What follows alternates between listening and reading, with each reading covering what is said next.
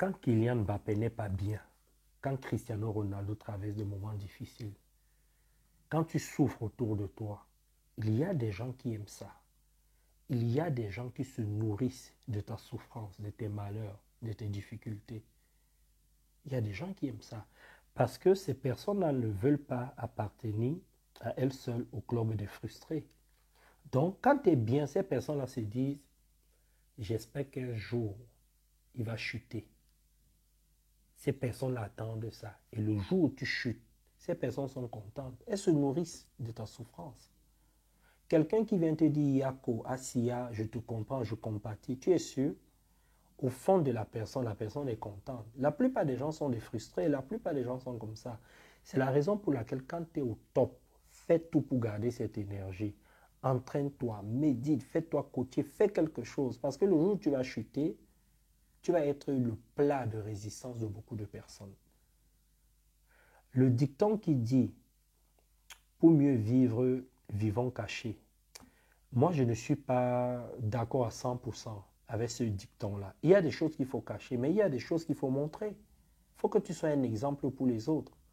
Et en plus de cela, ta vie ne doit pas dépendre des autres. Nous tous, nous sommes des êtres humains. Il y a des moments où nous sommes dans des énergies hautes et c'est topissime. On est fort, on est King Kong, on est tout, on est Superman, on est Batman, on est tout.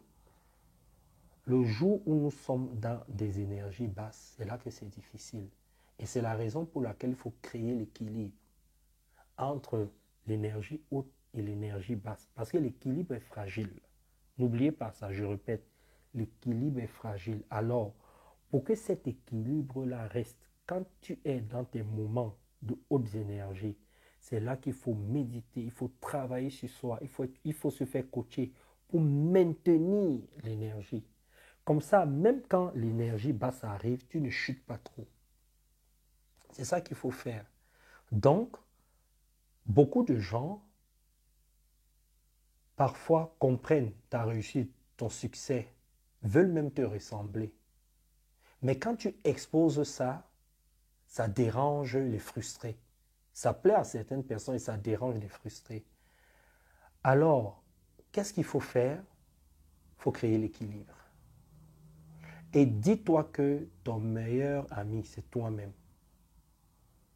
Et sois très attentif, surtout quand tu es seul au-dessus de la montagne. Sur la montagne, je ne sais pas comment on dit ça, je perds mon français. Quand tu es là-haut, tout seul, c'est là que tu dois faire très attention parce que tous ceux qui sont en bas te regardent et veulent arriver là-bas. Et les gens sont prêts à te détruire. Les gens sont prêts à faire des choses inimaginables. Regarde autour de toi. Regarde tes amis, ta famille, des collègues et tout ça là. Ceux qui t'aiment, c'est ceux qui te détestent aussi. C'est ceux qui te font le plus de mal. C'est ceux qui te trahissent. Regarde bien autour de toi. C'est pour ça que tu dois être prudent, tu dois être vigilant, surtout quand tu es au top. Pense à ce que je dis là. Je ne te parle pas simplement d'être une superstar. Je te dis simplement, regarde au quotidien, il suffit que tu sois un peu plus belle, que tu sois dans un groupe, que les amis parlent beaucoup plus avec toi, que tu sois la star du groupe ou de la famille. Regarde tous les problèmes que ça crée.